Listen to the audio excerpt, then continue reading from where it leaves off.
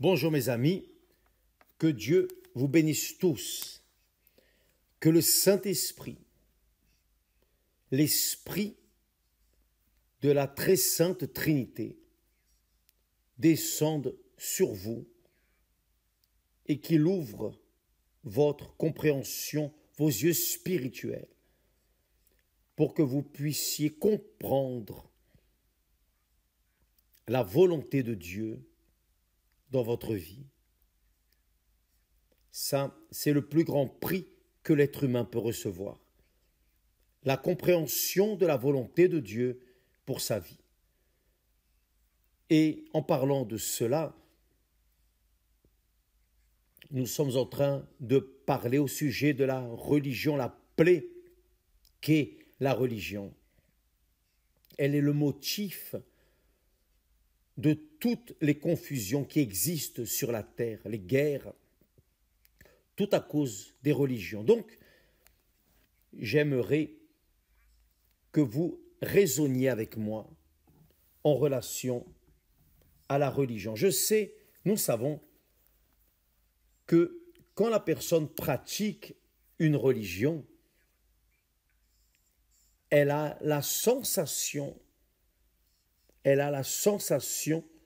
de confort spirituel et de bien-être dans le devoir accompli envers Dieu, entre guillemets. N'est-ce pas? La personne va dans une certaine religion, église, elle parle, elle prie, elle fait ses prières, ses vœux, et dans ces moments, elle se sent bien, elle se sent en paix. J'accomplis mon devoir envers Dieu. Sauf que la question que l'on pose est, et après être sorti de cette atmosphère religieuse confortable, plaisante, pacifique, là, dehors, comment est la vie de la personne? Et c'est là que j'aimerais que vous compreniez, mes amis, que vous compreniez le suivant. La religion, c'est comme une personne qui se marie, qui se donne à l'autre personne avec des fêtes, des prières, avec des témoins. Tout est très beau, tout est très bien, mais dans la vie quotidienne, les deux commencent à vivre ensemble et à se comprendre ou ne pas se comprendre, ce qui est le plus commun. Alors, ce mariage se défait. Pourquoi? Parce qu'il n'y a pas eu de sincérité, il n'y a pas eu de transparence, il n'y a pas eu de vérité. Parce que les deux voulaient se marier. L'objectif était de se marier, mais une fois mariés, une fois qu'il faut vivre ensemble, c'est là que l'on va voir si ce mariage réellement a été béni ou non. N'est-ce pas ainsi? Très bien, c'est ainsi. C'est ainsi même. La religion, c'est la même chose. Vous embrassez une religion et vous restez dans cette religion durant 1 temps, 2 temps, 3 temps, mais arrive un moment où vous ne supportez plus la souffrance. Et la religion n'a pas résolu le problème. Elle ne l'a pas résolu. Combien d'années êtes-vous de l'église A, B ou C, de la religion A, B ou C? Et qu'est-ce que cela a résolu dans votre vie? Rien, bien au contraire. Donc, ainsi est la religion, ainsi est le mariage, et ainsi également est une personne qui croit en quelqu'un qu'elle ne connaît pas, n'a pas vu, ne sent pas, ne touche pas. La personne croit, mais elle n'a pas, disons, d'intimité avec cette personne. Beaucoup de personnes vivent ainsi. Elles sont pratiquantes d'une certaine église, d'une certaine religion, mais elles ne connaissent pas le Dieu dans lequel elles disent croire. Et là, c'est difficile qu'il y ait une communion avec lui, n'est-ce pas vrai? C'est exactement ce travail que fait le Saint-Esprit. Le Saint-Esprit, quand la personne se livre à Dieu, au Seigneur Jésus, sincèrement, lorsqu'elle se marie au Seigneur Jésus, disons ainsi, alors le Saint-Esprit révèle, c'est une révélation, il révèle à cette personne qui il est. Le Seigneur Jésus a dit à ses disciples, celui qui me voit, voit le Père. Donc, lorsque la personne reçoit le baptême du Saint-Esprit, elle cesse d'être religieuse pour être une pratiquante de la foi biblique, la foi authentique, la foi qui amène des résultats, la foi où vous voyez le résultat devant vous, dans votre vie, que ce soit dans votre maison premièrement, dans votre relation familiale, au travail, dans la vie professionnelle, en tout. Vous voyez le résultat. Pourquoi? Parce que vous connaissez, vous savez en qui vous croyez. C'est ce qu'a dit l'apôtre Paul. Il a dit, je sais en qui je crois. Je sais, je connais celui en qui je crois. Si vous m'excusez juste un instant, je vais prendre l'eau. J'ai oublié d'apporter mon eau. Je reviens tout de suite, juste un instant.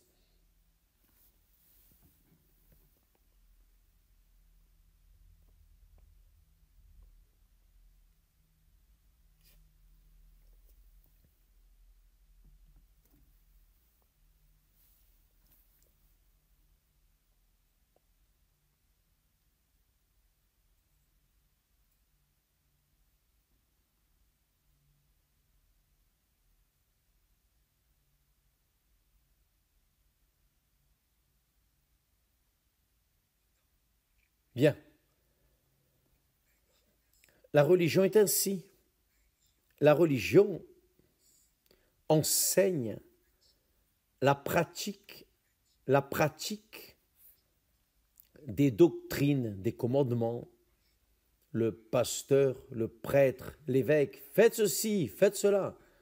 Mettez la main sur la tête, mettez la main sur le cœur, etc. Faites ceci. La religion a ses règles, ses impositions, ses suggestions qui, très souvent,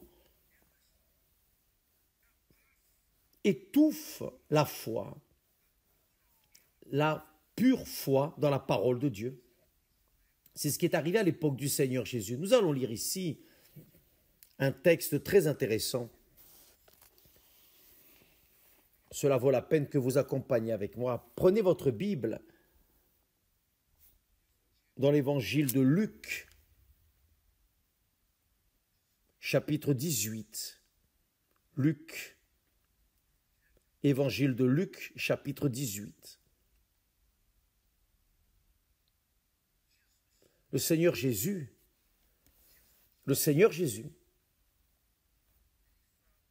parle d'une parabole.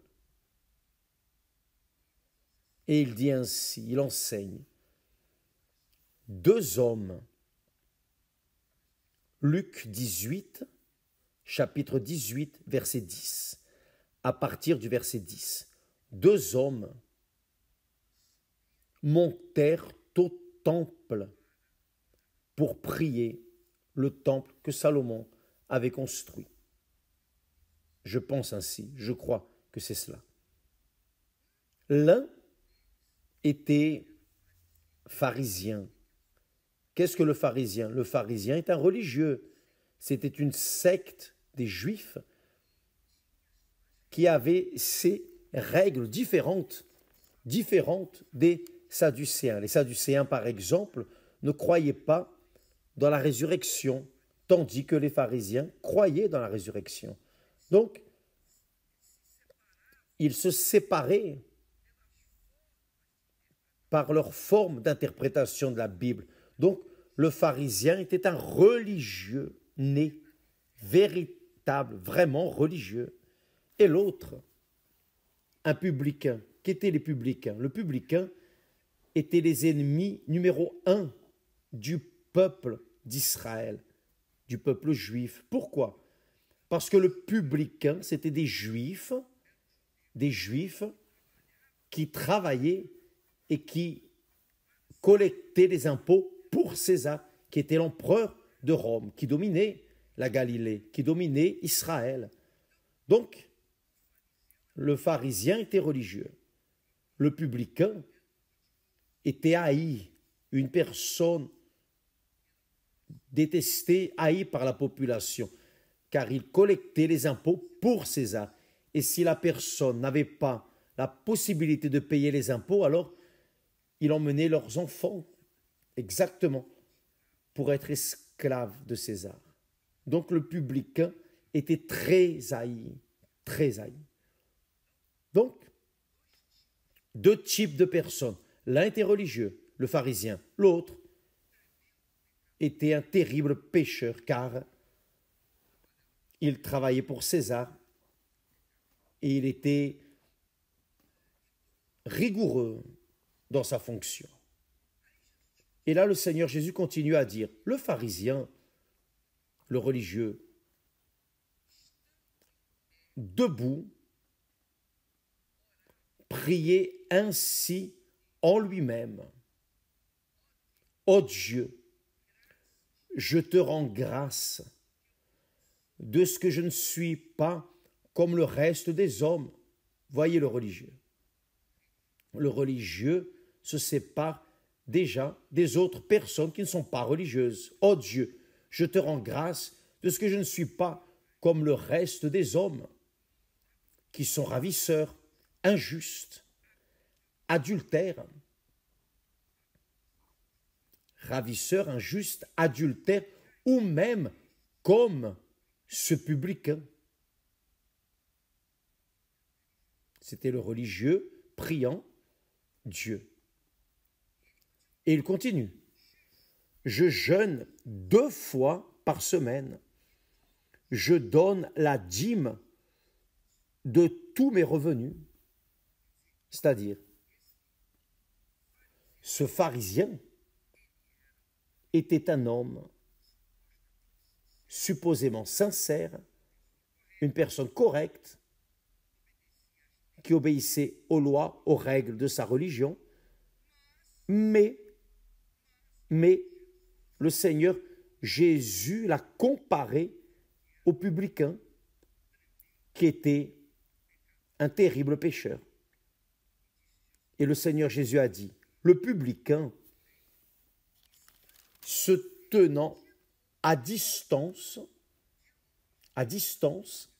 c'est-à-dire il ne s'approchait même pas plus proche de l'autel, disons ainsi, à distance, n'osait même pas lever les yeux au ciel. Il n'osait même pas lever les yeux au ciel, mais il se frappait la poitrine en disant, « Ô Dieu, sois apaisé envers moi, qui suis un pécheur. » C'est-à-dire, il ne murmurait ni même quelques mots, mais ici dans le cœur, il disait, « Seigneur, aie miséricorde de moi. Ô Dieu, aie compassion de moi. » Cet homme, selon le Seigneur Jésus, descendit, c'est écrit, il descendit dans sa maison justifié.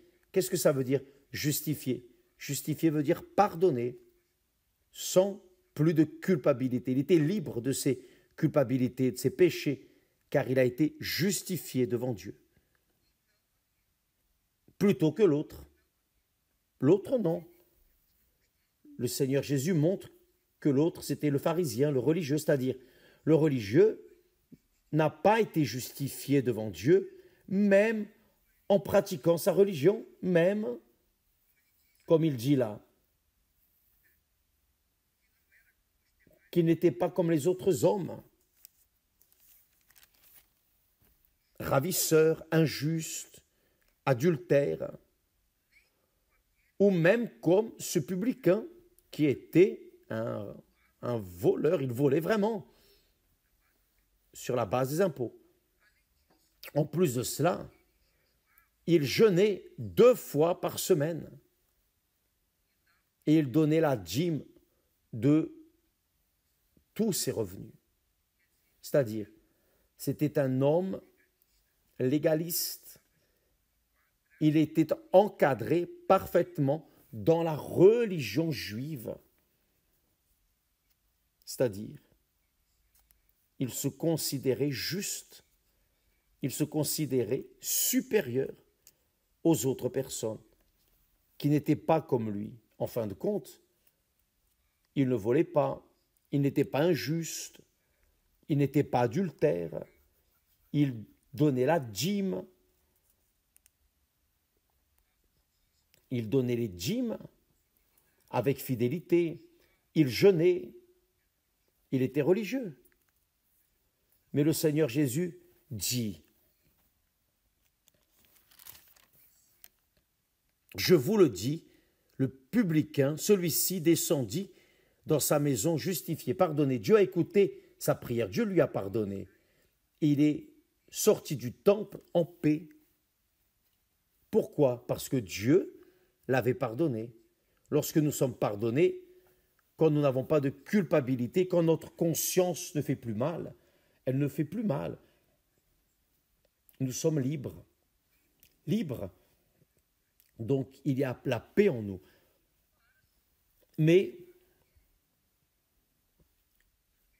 l'autre pharisien, dit le Seigneur Jésus, n'a pas été justifié. Il n'a pas été pardonné. Même en pratiquant sa religion avec décence, avec rigueur, le Seigneur Jésus a dit, car quiconque s'élève sera abaissé, et celui qui s'abaisse sera élevé.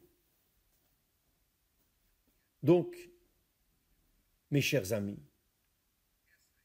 ça, c'est la religion, ça, c'est, disons, le visage de la religion, car ce pharisien était rigoureux dans sa religiosité. Mais il n'a pas été justifié devant Dieu. L'autre qui était pécheur, qui était ce qu'il était, détestable devant la population, a été pardonné. Donc, c'est ce que nous devons évaluer nous-mêmes. Vous devez vous évaluer, évaluer votre foi, évaluer votre vie, peser dans la balance. Je fais cela. Oh mon Dieu, enseigne-moi, donne-moi la direction, que veux-tu que je fasse? Ne me laisse pas tomber dans la tentation. Ne me conduis pas à la tentation. Délivre-moi du mal. C'est-à-dire, nous sommes toujours continuellement en train de prier, de demander à Dieu miséricorde pour que nous ne venions pas tomber en tentation. Car tous, littéralement, tous sont soumis à la tentation. Mais ceux qui ont une foi pratique, prient, clament, demandent, ô Seigneur, aie miséricorde de moi, garde-moi, délivre-moi. ne me conduit pas à la tentation, comme ce fut le cas du Seigneur Jésus. Le Seigneur Jésus a été conduit au désert pour être tenté. Le Seigneur Jésus a été conduit par le propre Saint-Esprit pour être tenté, éprouvé. Donc, c'est une prière que le Seigneur Jésus nous enseigne à faire. Mes amis, voyez comme est forte cette conscience de foi. Une chose, c'est de pratiquer votre religion. Une autre chose, c'est de pratiquer la parole de Dieu, d'obéir à la parole de Dieu. C'est complètement différent. Donc les personnes vont à l'église, font ceci, font cela, sont fidèles, donnent la dîme, les offrandes, etc. Mais elles se disent elles-mêmes, bon, je suis déjà là à l'église, j'ai déjà donné mes dîmes, j'ai donné mes offrandes, j'ai déjà fait mes prières, maintenant je suis libre. Libre pourquoi? Ah, je suis libre pour donner une petite sortie, là, ça c'est la réalité. Et là, c'est là où les choses chauffent. La vérité est que le religieux,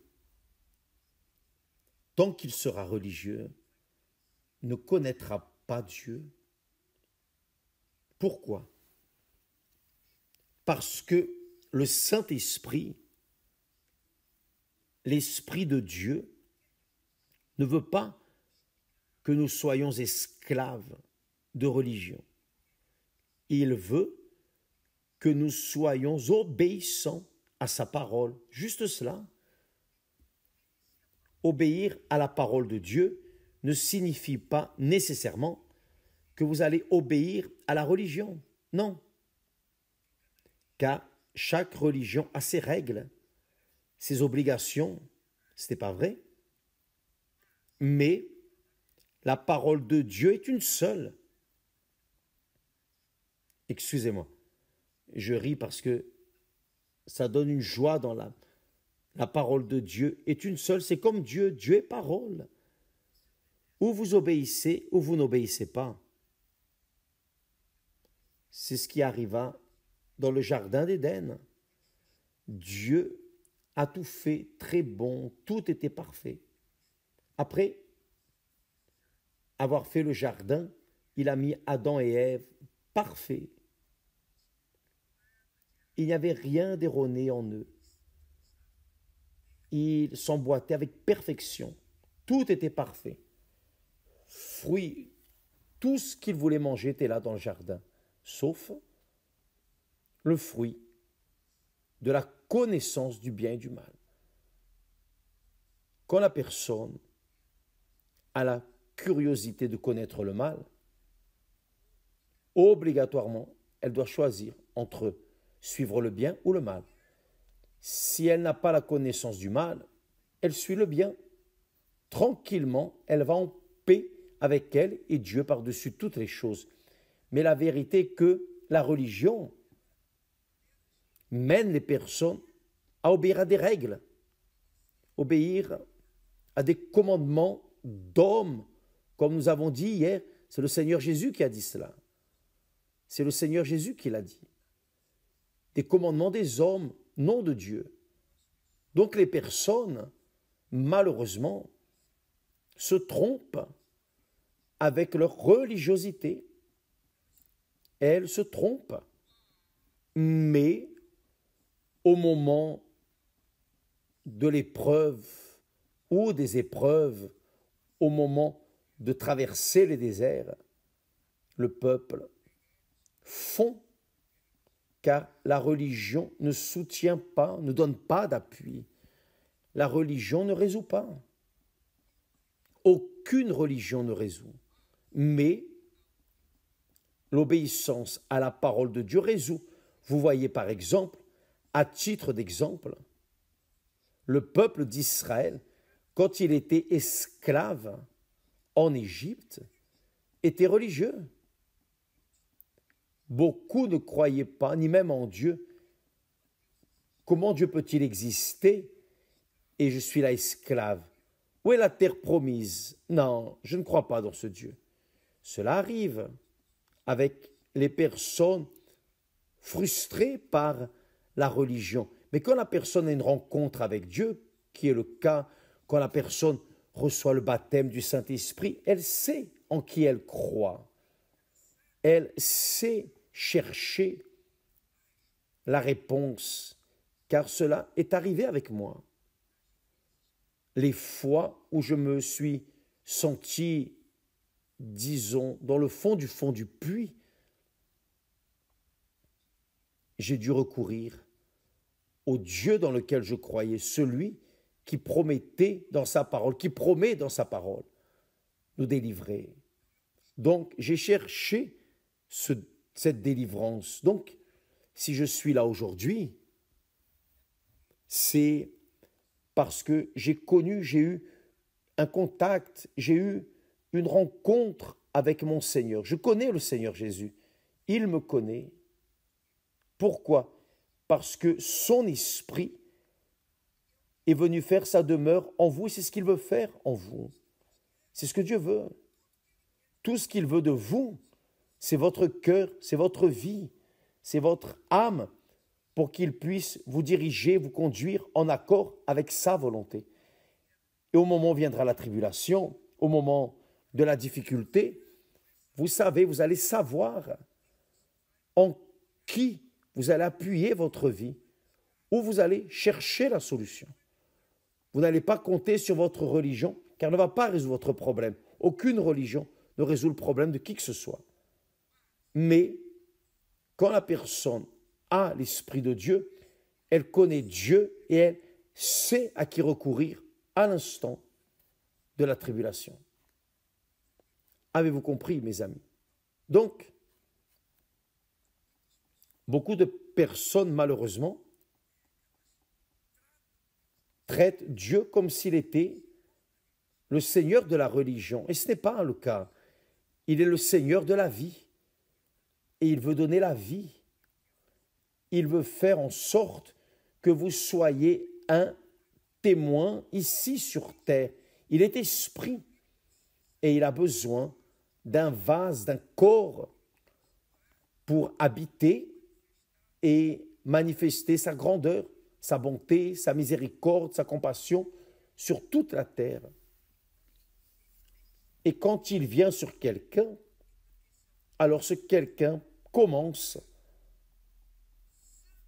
à sanctifier son nom dans sa conduite, que ce soit à la maison, dans la famille, en relation au mari, à l'épouse, en relation aux enfants, aux parents, que ce soit au travail, la personne est honnête, correcte, que ce soit dehors, où que cette personne va, elle va exhaler le parfum du Seigneur Jésus dans son caractère, dans sa conduite. Elle est véritable. Elle est véritable. Et c'est ce que Dieu veut. Ça, c'est la religion que Dieu veut. Lui en vous, pour que vous puissiez connaître sa volonté et l'exécuter. Que Dieu vous bénisse.